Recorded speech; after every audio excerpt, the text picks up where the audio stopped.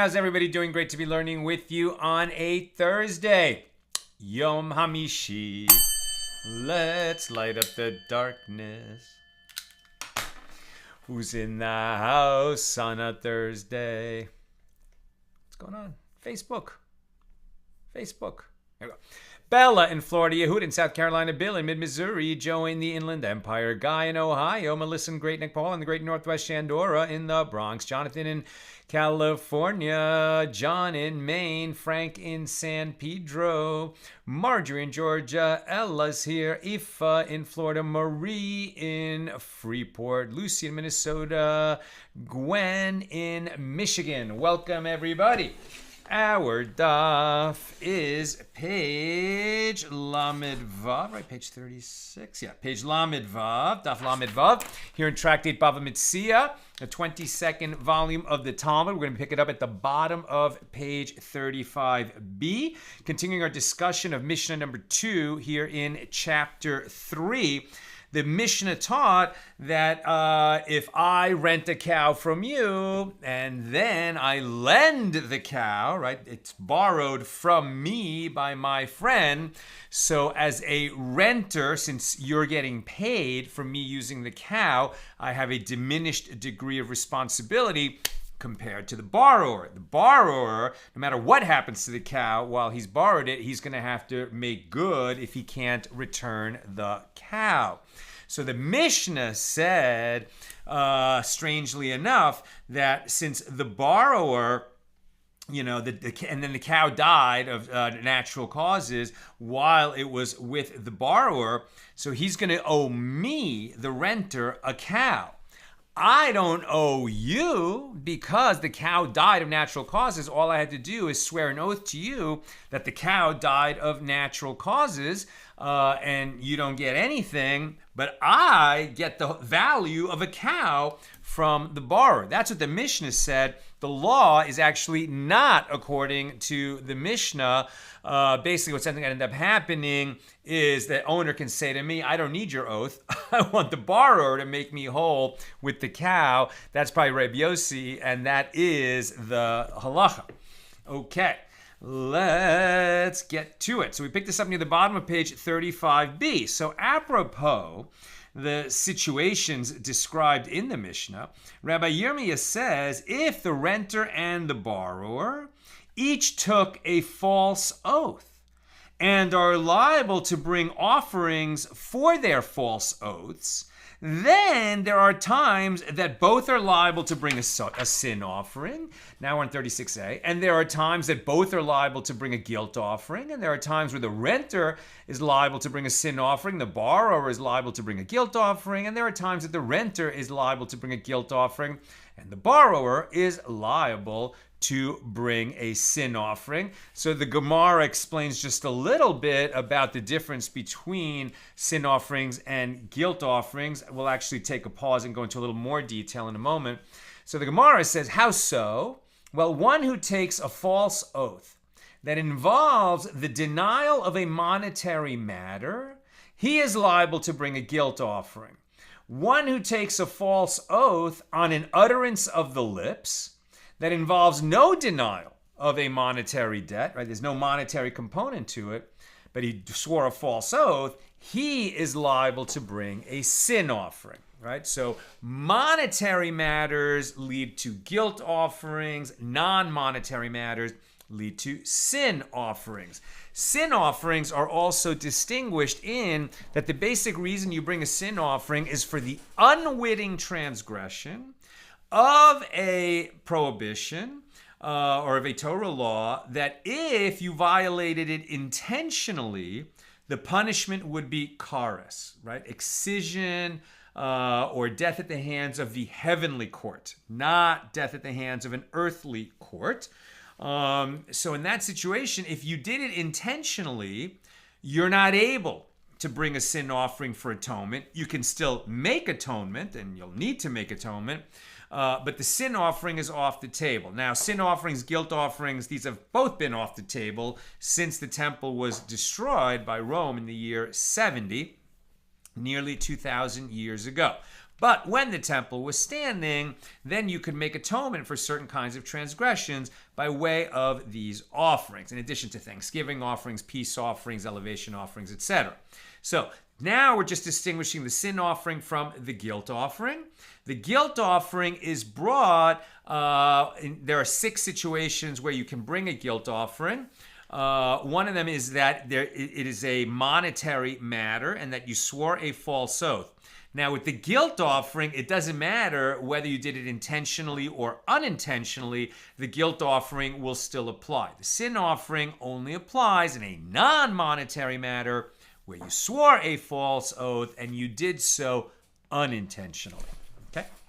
As well as there's other situations that bring sin offerings, like where you just committed a transgression, like violating Shabbos, for example, where you did it unintentionally, and then you could bring a sin offering as an atonement. But if you did it intentionally, no sin offering.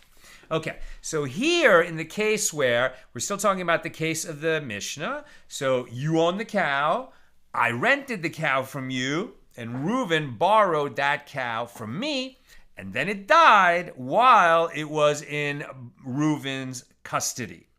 Right? So this now I can swear to you according to the Mishnah and just say, well, it died of natural causes. A renter is not liable for that, right? Because think about it: if you rent an animal and then while you had it rented, it came to the end of its life, it died of natural causes. Well, it would have died if it was in the owner's possession too. So it makes sense that as long as the reason it died was natural causes, the renter is off the hook. But we also know that a borrower is always on the hook because he gets all the benefit and the person who owns the cow gets nothing in return. And that's why the borrower's liability is of the most elevated kind. And even of natural causes, he owes me a cow, right? So let's see what happens here. And so how could it be that when we swear false oaths about these matters, we end up with different outcomes? Sometimes I have sin offering, he has guilt offering. Sometimes I have guilt offering, he has sin offering. Sometimes we both have guilt offering, sometimes we both have sin offering. So what's going on? Obviously, this is one of those examples where, one of the Chachamim, the sages of the Talmud, is going to, create some scenarios that are not necessarily extreme, but are going to cover all possibilities and will include some very unlikely cases just to help us understand how the law works. So, the Gemara explains, there are times when both the renter and the borrower are liable to bring a sin offering. And this is in a case where the cow died in its typical manner, and the renter and the borrower both said that it died due to circumstances beyond his control. Right? It was being worked in its typical manner and it died. We're saying that it died through something else, not through normal use. Right? And then we're saying that these are going to be false oaths. So this is a case where the cow died in its typical manner and the renter and the borrower both said that it died due to circumstances beyond his control.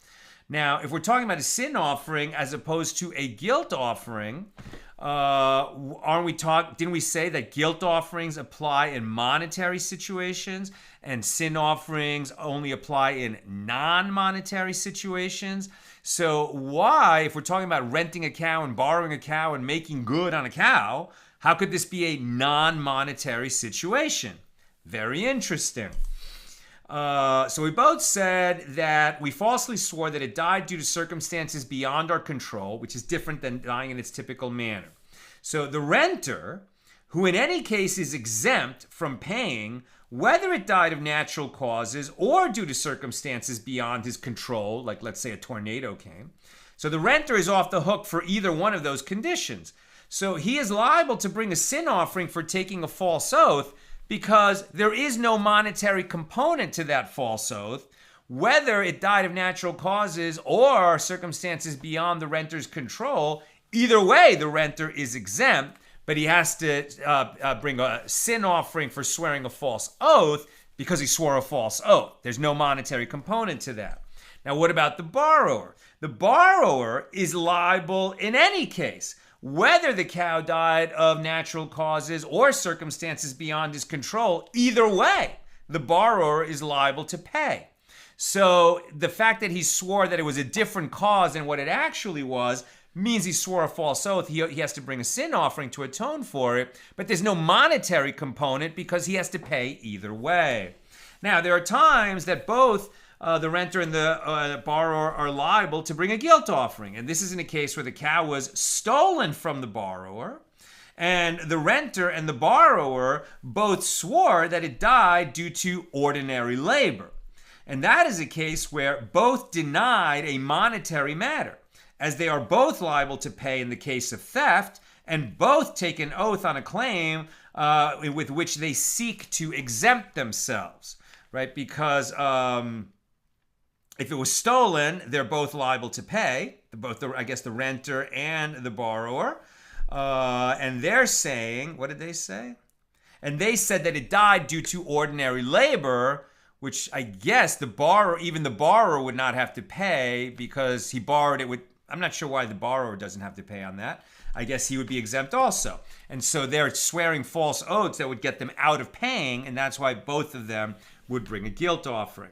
Now, there are times when the renter is liable to bring a sin offering, the borrower is liable to bring a guilt offering. And this is in a case where the cow died in its typical manner, and the renter and the borrower both said that so typical manner means natural causes, and the renter and the borrower both said that it died due to ordinary labor.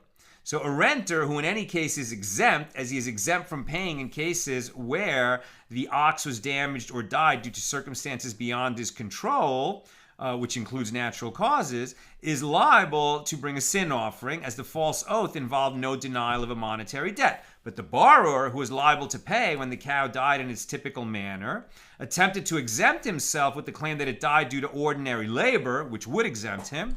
And that's why, since it was a false oath, he brings a guilt offering, because his false oath would have gotten him off the hook for paying for the cow. And finally, there are times when a renter is liable to bring a guilt offering and a borrower is liable to bring a sin offering. And this is in a case where the cow was stolen from the borrower, and the renter and the borrower both said that it died due to natural causes. So the renter, who is liable to pay in cases of theft and loss, attempted to exempt himself with the claim that it died of ordinary natural causes. So he is liable to bring a guilt offering. And the borrower, who in any case is liable to pay, is liable to bring a sin offering because his false oath wouldn't have exempted him from payment.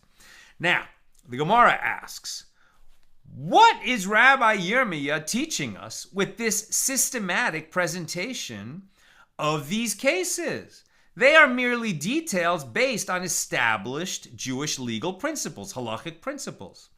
So did he teach us anything new? Is he just organizing the Gemara for us so that we can help us remember it better? Or is he bringing down something new? And the answer is, he's bringing down something new.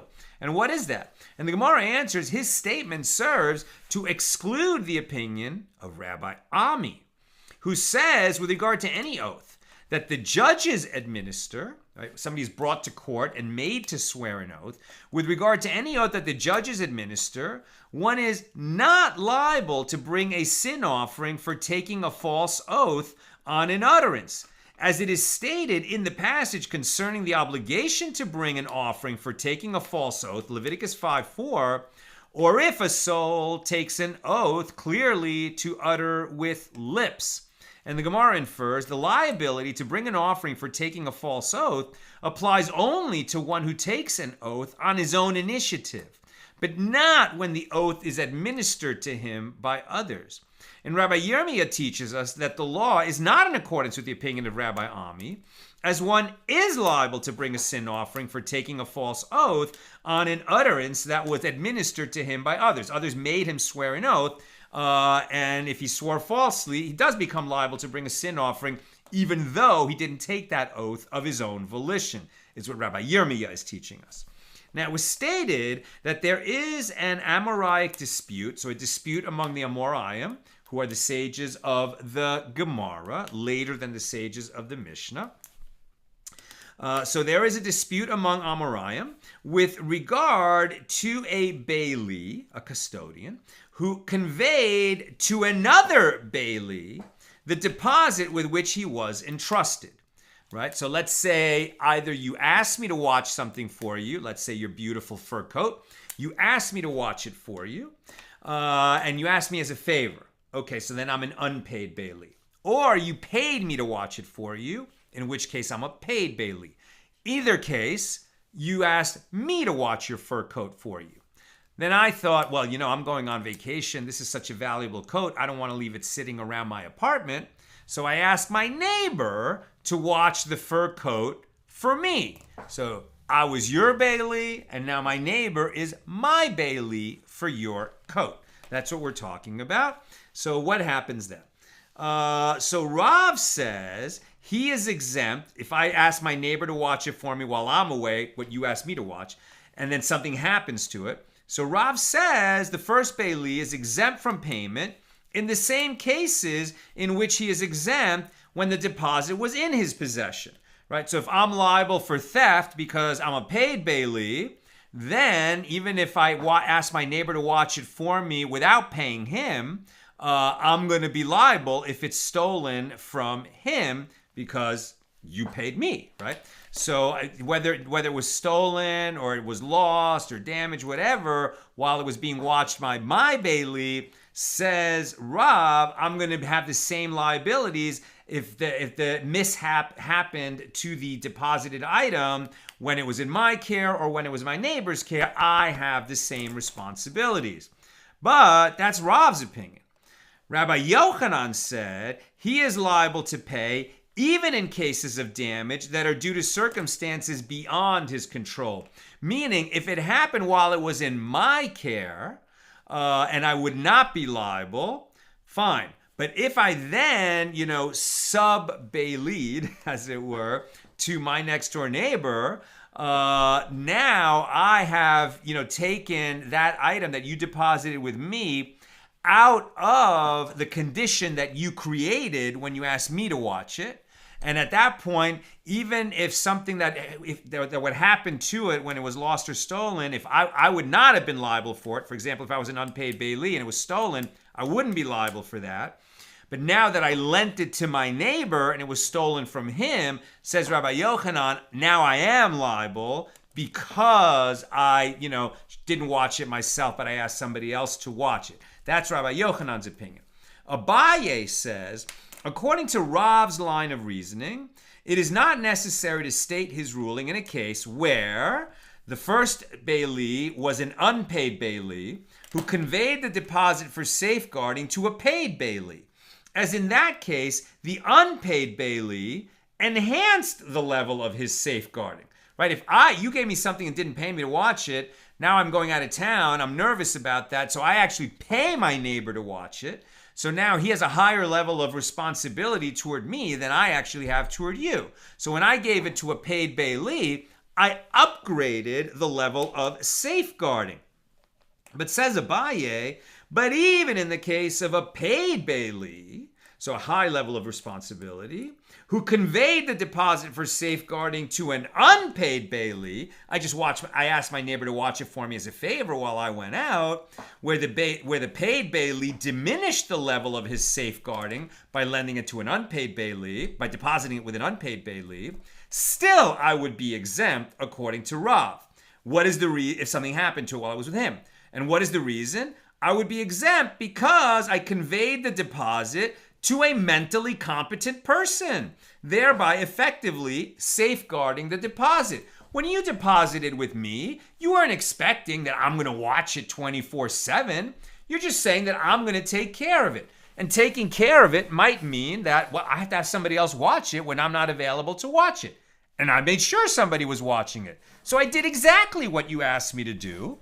And therefore, if something happened while I was in his care, according to Rav, it's the same as if it was under my care. And it doesn't matter whether I'm a paid bailee who had an unpaid bailee watch it, or I'm an unpaid bailee who asked a paid bailee to watch it. Either way, same result. That's according to Rav.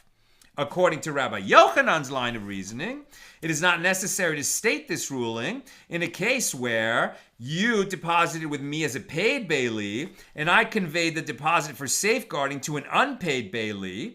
as the paid bailee diminished the level of his safeguarding, since an unpaid bailee is exempt in cases where a paid bailee would be liable to pay. But even in the case of an unpaid bailee, you asked me to watch it as a favor to you, where the unpaid bailee enhanced the level of his safeguarding by paying someone to watch it, I would still be liable to pay. And what is the reason? I am liable because the owner of the deposit said to me, it's not your desire that your deposit be in the possession of someone else. You deposited it with me. You did not anticipate that I would leave it with my next door neighbor. And when I did that, I undertook full responsibility no matter what happened to it. That's according to Rabbi Yochanan. Rav Chisda said this statement that is attributed to Rav was not stated explicitly. Rather, it was inferred from another statement of Rav's. As it is related, there were these gardeners who each day would deposit their spades with a certain old woman. One day they deposited their spades with one of the gardeners, and he heard noise from a wedding hall, and he set out to go to the wedding. But he was careful. He was not irresponsible. He knew that they'd asked him to watch the spades, and now that he was going out to a big party, what did he do? He took the spades and deposited them with the same old woman that these gardeners were accustomed to depositing the spades with. And in the time that he went and came back from the wedding, their spades were stolen from the old woman's house. The case came before Rav, right? So they asked him to watch it. He deposited with the old woman. So now you see why it's this double bailee situation. So the case came before Rav, and Rav exempted the gardener who deposited the spades with the old woman. So one who observed Rav's ruling thought that Rav issued that ruling due to the fact that a bailee who conveyed a deposit to another bailee is exempt. But that is not what happened. There, in the case of the spades, it is different, as the gardeners themselves would deposit their spades with that old woman. Since the gardeners cannot claim that it is not their desire for their deposit to be in the possession of this old woman, since they regularly entrusted their spades to her care, the gardener who did so is exempt. But we cannot learn out from that Rav would say that if they left the spades with one of their number, at one of the guys, as an unpaid bailee, and that he then left all the spades with that old woman, presumably also as an unpaid bailee, that he would be exempt. Perhaps Rav would hold that he would be liable if he had done so, with not the old woman who normally watched the spades, but with just some other neighbor. Perhaps Rav would then say he is liable. We don't know from that incident. Now the Gemara relates, Rabbi Ami sat and stated this law. Rabbi Abba Bar Memel raised an objection to Rabbi Ami from the Mishna. In the case of one who rents a cow from another, and this renter lends it to another person, the cow dies of natural causes in the possession of the borrower. So the law is that the renter takes a note to the owner of the cow that the cow died in its typical manner, by natural causes, and the borrower pays the renter for the cow that he borrowed, and the owner's out of luck. And if the statement of Rabbi Yochanan is so, let the owner say to the renter, it is not my desire that my deposit be in the possession of another bailee, and the renter should be liable to pay because he violated the owner's wishes. And Rabbi Ami said to him, with what are we dealing here? It is a case where the owner gave the renter permission to lend the deposit to another, to the borrower. And the Gemara asks, well, if so, the borrower should be required to pay the owner, as the owner sanctioned the borrowing. Rabbi Abba Bar Memel answers, this case in the Mishnah is one where the owner said to the renter, lend this deposit to other people at your discretion. Therefore, it is not considered as if the owner lent it to the borrower. So Rami Bar Chama raises an objection from a Mishnah on page 42a of our tractate. In the case of one who deposited coins with another, and that bailee bound it in a cloth and slung it behind him, or conveyed the coins to his minor son or daughter for safeguarding, or he locked the door before the coins in an inappropriate, meaning insufficient manner to secure them, the bailee is liable to pay for the coins, as he did not safeguard the coins in the manner typical of bailees entrusted to watch money. So the Gemara infers the reason he is liable to pay is that he conveyed the coins in one of these cases to his minor children. But if he conveyed them to his adult son or daughter, he is exempt. Why? Let the owner say to him, as Rabbi Yochanan said, it is not my desire that my deposit be in the possession of another bailee, and therefore, even if the children are adults, the bailee should be liable to pay. And Rava said, no proof can be cited, as it is clear that in the case of anyone who deposits an item with another person, it is with the awareness that at times, the bailee's wife and his children will safeguard the item that he deposits, as the bailee cannot be with the deposit at all times. It's the normal course of things that when you ask me to watch something, at times my wife will be in the house and she's watching it, or my kids will be in the house and they're watching it. That's part of depositing it with me. Now we're on page 36b. The sages of Neradea say the language of the Mishnah is also precise, as it teaches, or if he conveyed the coins to his minor son or daughter for safeguarding, he is liable to pay. But if he conveyed them to his adult son and daughter, he is exempt. And by inference, one can conclude that with regard to others, it is no different if they are adults and it is no different if they are minors. Either way, the bailee is liable to pay. As if there were a difference, let the Tana teach, if he conveyed the coins to minors, as opposed to his son or daughter, his minor son or his minor daughter.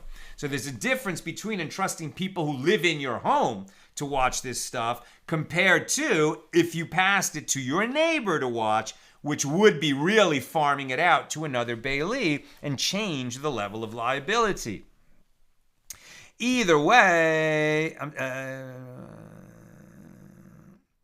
right. And the Gemara concludes, since the Tana of that Mishnah specifically addressed the case of one's minor children, one's own minor children, learn from the wording of the Mishnah that the difference between minors and adults exists only with regard to one's own children. Otherwise, it would make no difference. You're liable because you farmed it out.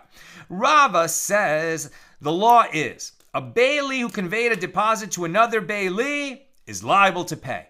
It is not necessary to say that this is the law if he was a paid bailee who conveyed the deposit to an unpaid bailee, as in that case the first bailee diminished the level of his safeguarding, as an unpaid bailee is exempt from paying in instances where a paid bailee would be obligated to pay.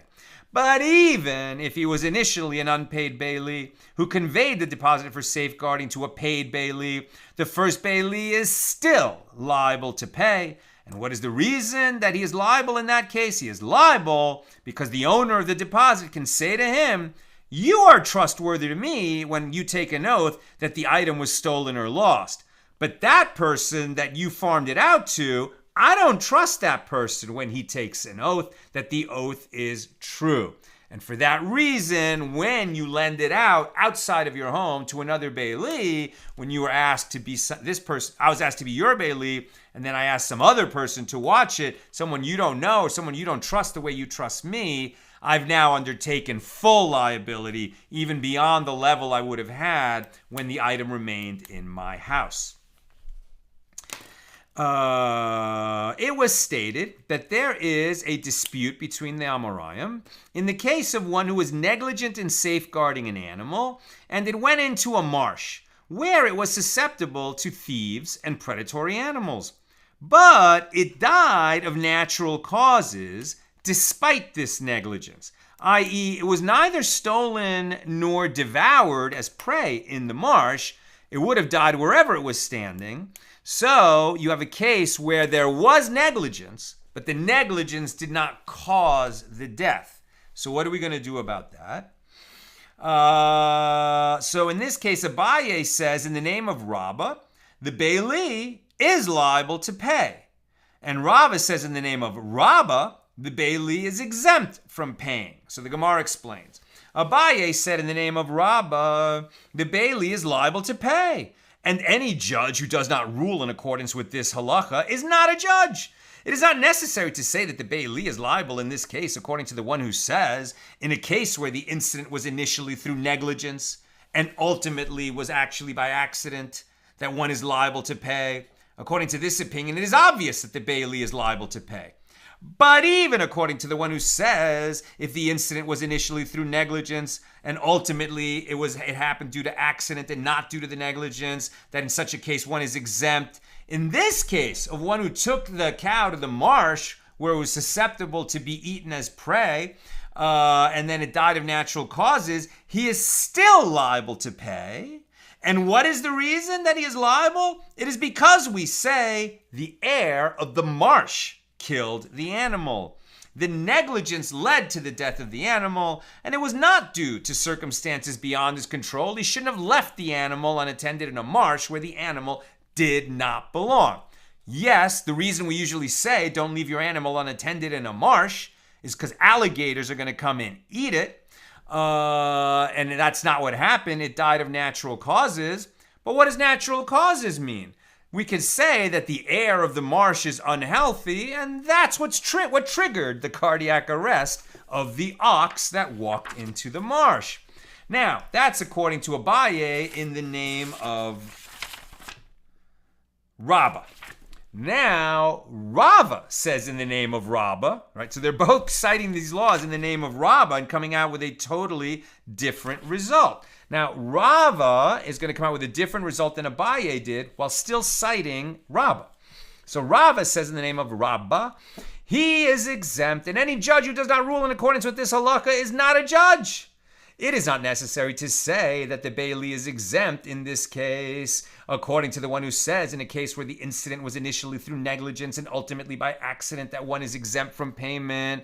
So according to this view, it is obvious that the bailee is exempt, right? Because negligent to bring the marsh, but it died of natural causes, so he would be exempt.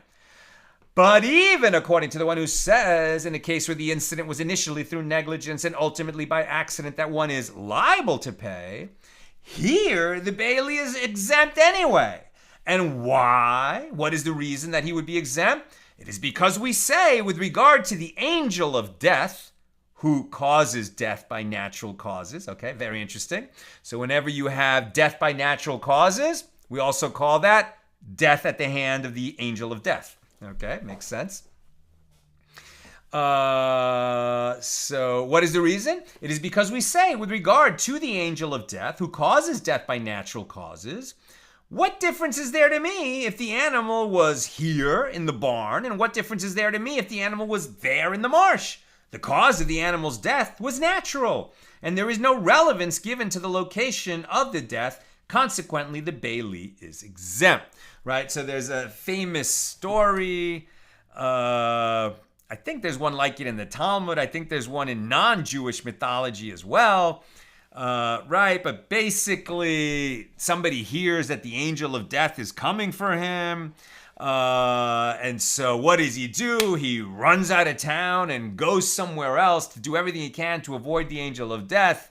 And what does he do?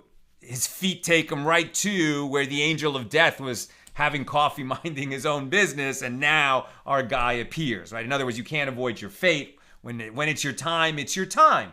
And that's what is being said here. The ox had reached the end of its life. Its time had come. It was going to have a heart attack or whatever's going to happen. Made no difference whether it was in a marsh or in the barn. Why would you make the bailee pay for that? Now, the Gemara notes, and Abaye concedes that if the animal returned from the marsh to its owner's house and died there, well, then the bailee is exempt, because clearly the negligence of allowing it to wander in the marsh did not kill it. What is the reason that he's exempt? He is exempt due to the fact that the animal returned. And since it was able to return, there is no justification to say that the heir of the marsh killed it. And Rava concedes that any time the animal was stolen from the marsh and then dies in its typical manner in the house of the thief, that the bailee is liable to pay. And what is the reason that you have to pay in that situation? He's liable because even the angel of death spared the life of the animal. Because even if the angel of death spared the life of the animal, it would be standing in the house of the thief due to the negligence of the paid bailee, who is liable if the animal is stolen from him while it's in his care.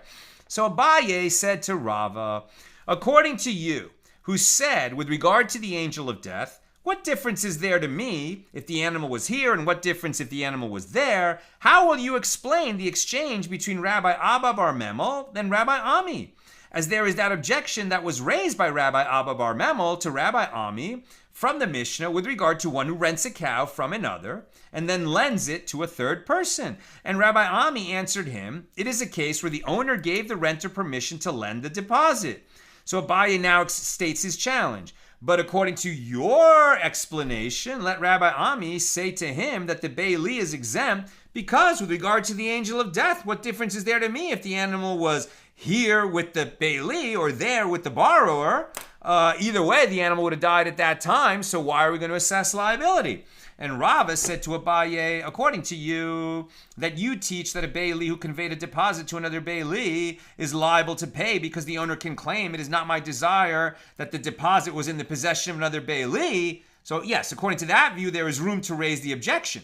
But according to me, right, Rava speaking, according to me, as I say that a bailee who conveyed a deposit to another bailee is liable to pay because the owner can claim you are trustworthy to me when you take an oath that the item was stolen or lost. That person is not trustworthy to me when he takes an oath. So then there is no room to raise the objection at all. And Rami Bar Chama raises an objection to the opinion of Abaye from a Mishna on page 93b of this tractate. If one brought the animal to the edge of a cliff and it fell, that is not considered an accident, and he is liable to pay. Right? Why did you bring the animal near a cliff? Right? It was negligent to put it where it was close enough to the danger that it could have an accident and fall over. Right? This is a clear case of you should have put a fence around that incident in the sense that you don't bring my ox near a cliff where it could get startled and fall over the cliff. So you can't say that it was an accident when it fell off the cliff since you brought it near the cliff. From this, one may infer that if he brought it to the edge of the cliff and it died in its typical manner, that is considered an accident and he is exempt. Right. If you brought it near the cliff and it fell over the cliff, that's negligence. But if you brought it near the cliff and it died of natural causes, then what's the negligence? That is considered an accident and he is exempt. Says Rami Bar Chama, but why? Let the owner of the animal say to the bailee, it is the air of the mountain that killed it, or the exhaustion from climbing the mountain that killed it. Just like you said before, the air of the marsh triggered the death by natural causes. Here you can say, well, the climb up to the cliff or the air in that area is what killed it. And the Gemara rejects this argument. With what are we dealing here? It is with a case where the bailee took the animal to a bountiful and high-quality pasture. Since shepherds typically herd their flocks there, taking the animal there is not negligent. So the Gemara asks, well, if so, then the bailee should be exempt even if the animal fell. There was no negligence in bringing it there. And the Gemara answers he is liable to pay because he should have subdued the animal to prevent it from falling, and he did not subdue it. Okay, you're going to take my animals near a cliff because there's a great pasture there? Fine. While you're there, make sure that no animal falls off the cliff, and you didn't do that. The Gemara asks, if so, say that the first clause of the Mishnah, if the animal climbed to the top of a cliff and fell, it is a circumstance beyond his control and he is exempt. Shouldn't he be liable since he was required to subdue it and prevent it from falling? And the Gemara answers, no, it is necessary for the Tana to say that the bailee is exempt only in a case where the animal overpowered him and ascended and the animal overpowered him and descended. Although he attempted to prevent the animal from falling, it overpowered the bailee and fell. Now, the Mishnah teaches that Rabbi Yosei said, back to our Mishnah, number 2 here in chapter 3, that Rabbi Yosei said, how does the other party do business with and profit from another's cow? This is where Rabbi Yosei disagreed with the main ruling of the Mishnah, and that law ended up being according to Rabbi Yosei. Because remember, I rented the cow from you, then Reuven borrowed it from me, and while Reuven had it, it died of natural causes, right? So at that point, I just swear an oath to you that it died of natural causes. As a renter, I don't owe you anything. As a borrower, he has to make good, even for natural causes. And now, right, it was natural causes as opposed to circumstances beyond control. So now he owes me a cow, and I don't owe you a cow. And that's what Rabbi Yosef says. That's crazy. How can I rent a cow and end up owning the cow, just having paid a rental fee because it died when somebody borrowed it from me? Doesn't make sense, defies common sense. And in fact, Rabbi Yossi is right, and that's why the law ends up being like Rabbi Yossi. So discussing this, the Mishnah teaches that Rabbi Yossi said, how does the other party do business with and profit from another's cow? How can I end up profiting by renting your cow? Rav Yehuda says that Shmuel says the law is in accordance with the opinion of Rabbi Yossi. Rav Shmuel bar Yehuda said to Rav Yehuda, you told us in the name of Shmuel that Rabbi Yossi was in disagreement with the first Tana, even in the first Mishnah in this chapter. And Rabbi Yossi holds that even when a bailee pays for the deposit and chooses not to take the oath, the thief pays the double payment to the owner. Is the law in accordance with his opinion even in that case? Or is the law not in accordance with his opinion? And Rabbi Yehuda said to him, Rabbi Yossi was in disagreement even in the first Mishnah in this chapter, and the law is in accordance with Rabbi Yossi's opinion even in the first Mishnah. It was also stated that the Amoraim in Eretz Yisrael, in the land of Israel, as opposed to in Bava, the Jewish community in Bava, that those Amoraim disagreed about this matter. Rabbi Lazar says Rabbi Yossi was in disagreement even in the first Mishnah, and the law is in accordance with his opinion even in the first Mishnah. And Rabbi Yochanan says Rabbi Yossi conceded in the first Mishnah because the bailee already paid and acquired the animal. Now I'm really almost done. We're going to actually finish our discussion of Mishnah number 2 and leave off there. We are on the top of page 37a right now. But any questions or comments, please get them in because I'm just about done. The Gemara questions the formulation of Rabbi Yochanan's statement. If he paid, yes, the thief pays the double payment to him. If he did not pay, no. But doesn't Rabbi Hiya bar Abba say that Rabbi Yochanan himself says? When the Mishnah says that the bailee paid, it does not mean that he actually paid. Right, so this is in the first Mishnah of this chapter where it said that one, who is, let's say, an unpaid bailee and would not be liable in a case that, let's say, it was stolen because that's not his level of responsibility, but he'd rather not swear an oath, that he was not negligent, which is his responsibility. So then he'd rather just pay for the cow. And then it turns out that it was stolen and that it was found, right? So if he said, I'll pay, then what they're disagreeing on, if he paid for sure, when the thief is caught and he makes a double payment, the double payment goes to the bailee who paid off the owner. But if the bailee only says, I will pay and hasn't paid yet, then there was a disagreement of whether the double payment goes to him or to the owner.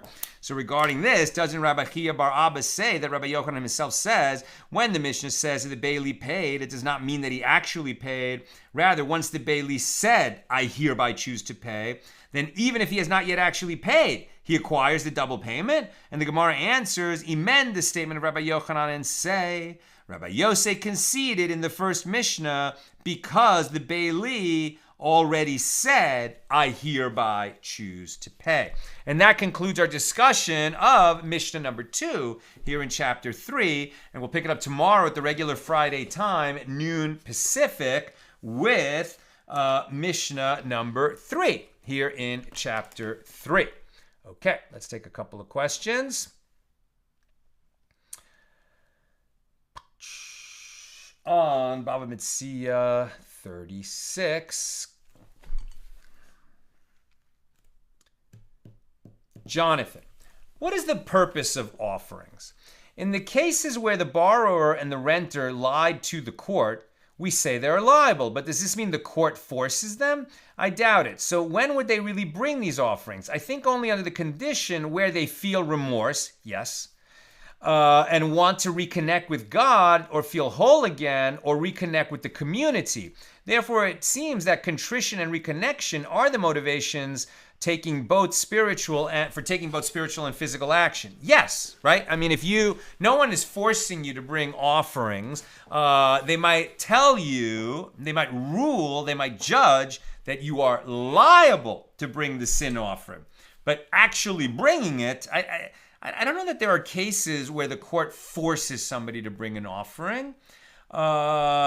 It might be that, until a person brings an offering, the community has a problem, because until this person brings an offering, they can't get some of his property. I don't remember that. There's weird circumstances like that. But in general, 99 times out of 100, and of course when the temple is standing, you're absolutely right. Right? So to bring a guilt offering, to bring a sin offering, just like bringing thanksgiving, these are obligatory offerings. But if a person is, disconnected from God and from the tradition, he's not going to bring it. And the reason to bring it is because you should bring it because you want to right the scales, right? Because God is real, judgment is real, Torah is real. And if you don't make these atonements, you're going to have a problem. Now, since the temple was destroyed, we're not, held liable to bring offerings that we're unable to bring. So that's why we have to use other methods of making atonement and expressing our contrition. And it's a subject for another day, but the Rambam really, lays out the steps for making proper atonement. And among them is to acknowledge what you've done, understand what you did. If you hurt God, if your sin was against God, apologize to God. If your sin was against another person, apologize to that person. If they won't accept your apology, you have to try 3 times. Then you have to organize your life so you won't make that same mistake again. You have to pray for help that you won't make that mistake, you won't make that sin again, etc. And the ultimate step is when you're confronted with the same situation where you transgressed last time and now you don't do it. We don't have sin offerings and guilt offerings available to us now. When they were available, you should still do these steps that Maimonides was talking about, but there's also that added component of the awe, and truly the awe of coming to the temple, especially in the first temple period when there were constant miracles in view. There was holy fire there. There were other constant miracles in that temple, and the experience of bringing an offering there was it was awesome. The holiness was palpable, and that would really impress a person. Over the years, as the level of the nation diminished, and eventually the first temple was destroyed, it was replaced by the second temple, which was incredibly holy, but not at the level of the first temple. And then the level of the people diminished further and further until the prophets were saying, God says, I don't want your sacrifices, because the sacrifices had become rote, right? And then they weren't carrying that emotional, awe-inspiring component. People were just doing it. So then they weren't achieving atonement because there was not that inner spiritual transformation that was supposed to happen when people brought those offerings. Lynn, foul marsh air reminds me of the argument that the air in a pit might be foul and cause the death of the animal that fell in. Right. Very good. Good connection. Jonathan, separate question on page 36b. It says angel of death who causes death by natural causes. So does that mean only natural causes? Angel of death doesn't cause unnatural deaths, accidents, bring a different meaning to Pesach if this is the case. Right, the angel of death who slew the firstborn very purposely. And it didn't look like natural causes, right? It looked like a plague. But when we're talking about the 10 plagues, those were revealed miracles.